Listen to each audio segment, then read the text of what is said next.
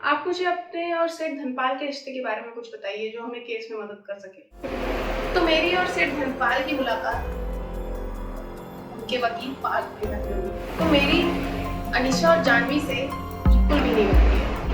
सेठ धनपाल जी कोमा में चले गए और 1-2 दिन में ही वो बिल्कुल ठीक हो गए।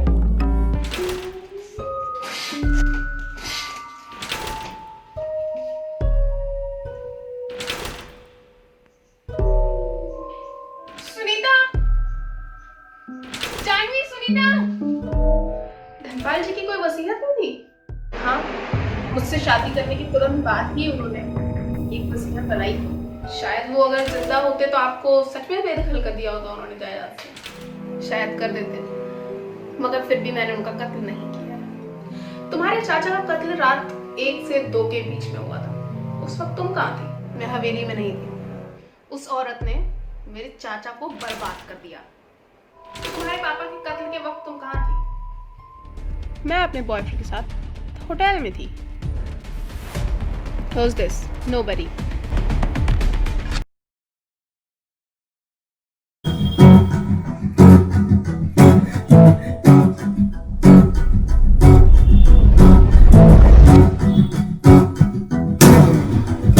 खुफिया वो दर्दनाक है चालाक बड़ा, तलाशती उसे ये दुनिया देश सारा जहां। समझ चकल होशियारी में वो सबसे आगे, सबूत ना सुराग के वजूद का के वो है कहाँ। अनजान अनजान अनजान Oh yeah,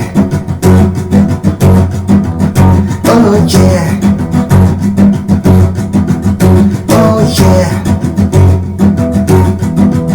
oh yeah.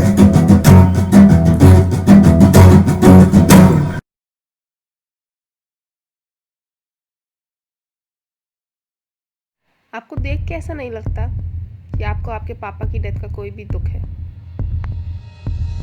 अगर आप 4 लोगों के सामने आंसू बहाने को दुख दिखाना कहती हैं तो sorry, I am not sad because I don't believe in showcasing my tears in front of bunch of peoples just to prove myself innocent.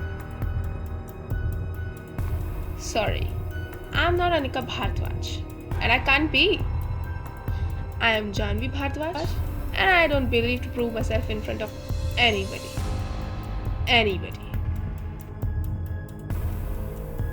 मुझे अगर फिर से आपसे कुछ पूछना होगा तो मैं आपको जरूर बुलवाऊंगी। Okay, thank you.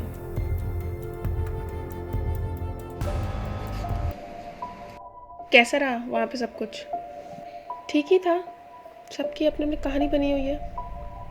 सबकी कहानी आपस में इतनी सादा मिल रही है कि थोड़ा यकीन करना मुश्किल है। मुझे तो लगता है घर में से किसी ने भी कत्ल नहीं किया है, क्योंकि सबके पास अपने अपने गवाह हैं। हो सकता है कोई भी कातिल ना हो सकता है मैं से ही कोई कातिल हो सकता है सारे मिले हुए हो सकता है कोई भी ना मिला हुआ हो, कुछ भी हो सकता है। मुझे ऐसा लगता है कि ये कत्ल ज़्यादा अफरा तफरी में किया गया है, तभी तो वहाँ चक्कू गिरा रह गया गार्डन में। हो सकता है, पर यह भी हो सकता है कि बहुत ज़्यादा सोच समझ के किया गया हो और किसी को फंसाने के लिए वो चाकू वहाँ पे गिरा दिया गया हो। कुछ भी हो सकता है। तुमने शायद ये गौर नहीं किया हो, वहाँ चाकू ज़रूर गिरा था, पर वहाँ टाइल्स पे मिट्टी पे कोई निशान नहीं थे।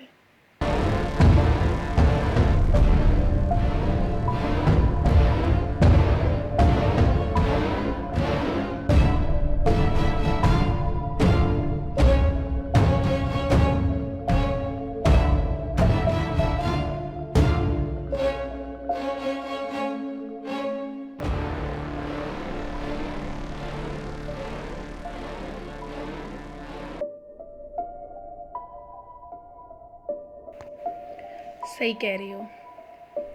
तो फिर तो ये कत्ल किसी घर वाले ने ही किया होगा। और हैरानी की बात यह है कि कोई बाहर का आता है, इतना टाइम लगा कि पूरा मर्डर करता है उसके बाद सफाई भी करता है और घर में किसी को कुछ पता भी नहीं चलता। ऐसा तो तभी हो सकता है जब घर का कोई सदस्य मिला हुआ हो सकता है ये कत्ल नौकरानी ने किया हो। नौकरानी मिली हो सकती है, बट नौकरानी का कोई मोटिव नहीं है। हो सकता है अनीशा और जानवी ने किया हो, क्योंकि सेठ धनपाल जी उन्हें अपने जायदाद से बेदखल करने वाले थे। तो ये कत्ल तो पैसों के लिए ही किया गया होगा। बिल्कुल, ये पैसों का ही मामला। इन लोगों ने केस काफी उलझा दिया है। ये कत्ल तो जायदाद की वजह से ही हुआ है, नहीं तो बुड्ढे को कौन माना चाहेगा जिसके दिन पहले से ही इतने कम हो। बिल्कुल, मेरी अच्छी खासी छुट्टियां कैंसिल करवा दी। ठीक है, तुम करो, मैं जाती हूँ।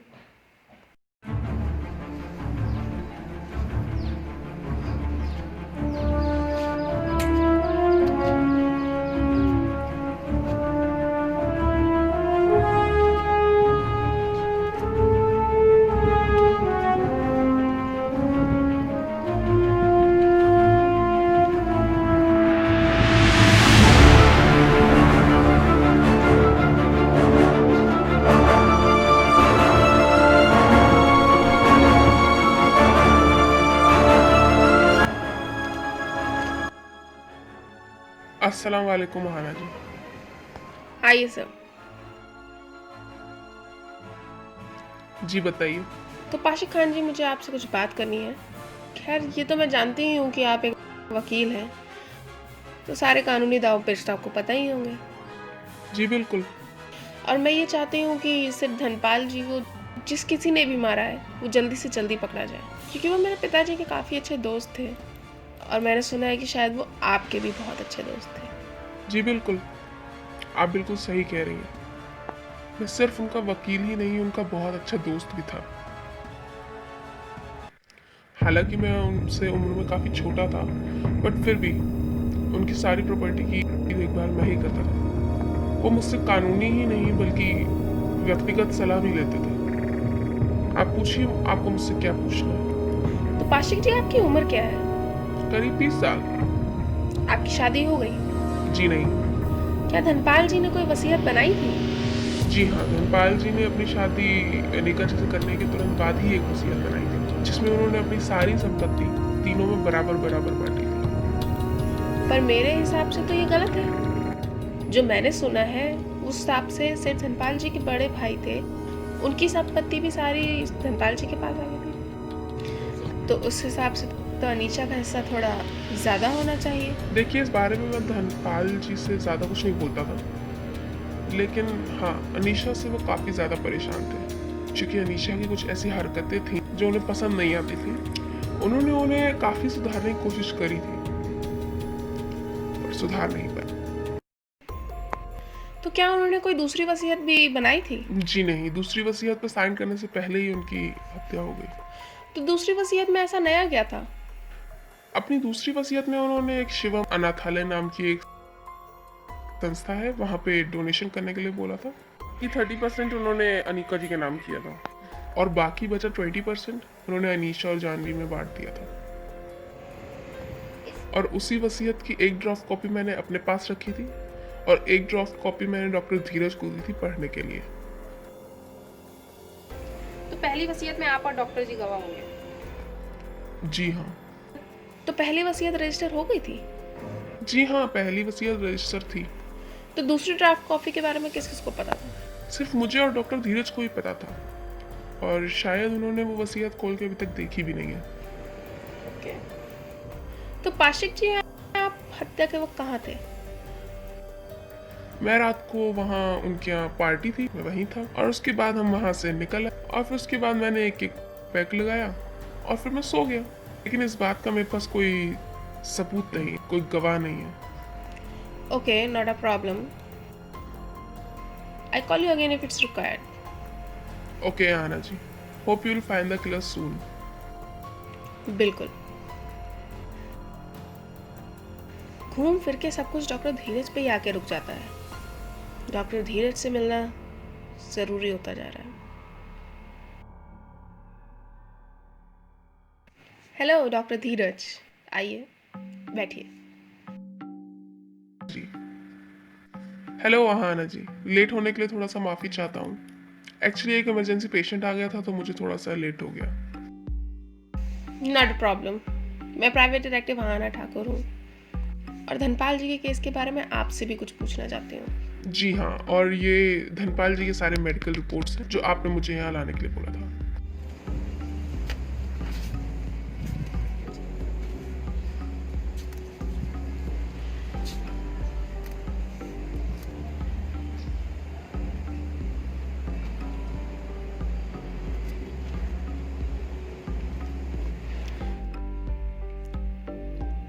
Okay, thank you doctor Dheeraj, we really need this.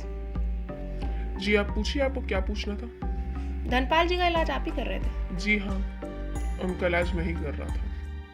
I am his family doctor and very good friend. Okay, तो उनको किस चीज़ की बीमारी थी? He was a heart patient. 2 attack उनको पहले ही आ चुके थे। ओके, उनके हार्ट प्रॉब्लम की वजह क्या थी? ये ज़रूरी नहीं है कि हर बीमारी की कोई ना कोई वजह ही हो। कभी कभी अकेलापन भी इंसान को बीमार कर सकता है। खैर वो शराब और सिगरेट भी थोड़ा ज़्यादा ही पीते थे। ओके, क्या धनपाल जी की किसी दूसरी वसीयत के बारे में आपको जानकारी है? हाँ, शायद मेरे पास एक ड्राफ्ट कॉपी भी आई थी, बट मैंने उसे अभी तक खोल के देखा नहीं है। तो सिर्फ धनपाल जी के कत्ल के वक्त आप कहाँ थे? उन्हीं के घर पे था। रात को पार्टी थी, उसके बाद घर आए, आराम से सो गए। सुबह कॉल आया अनीशा का, तब हमें पता चला। ओके, तो एक आखिरी सवाल मिस्टर धीरज, क्या वजह थी कि सिर्फ धनपाल जी और अनिका जी अलग अलग कमरे में सोते थे?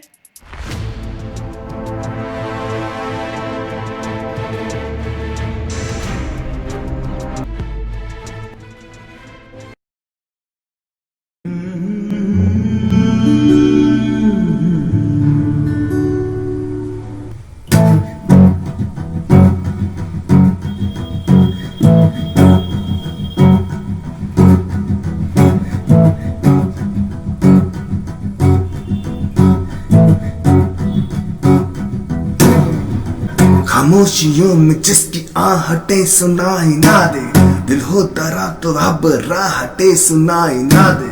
बचोगे जाके कैसे तुम अपने ऐसे घर में, तुझे भी आंखों से कभी वो दिखाई ना दे। अनजान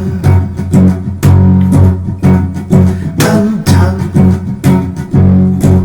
it's a mystery, murder mystery. It's a mystery.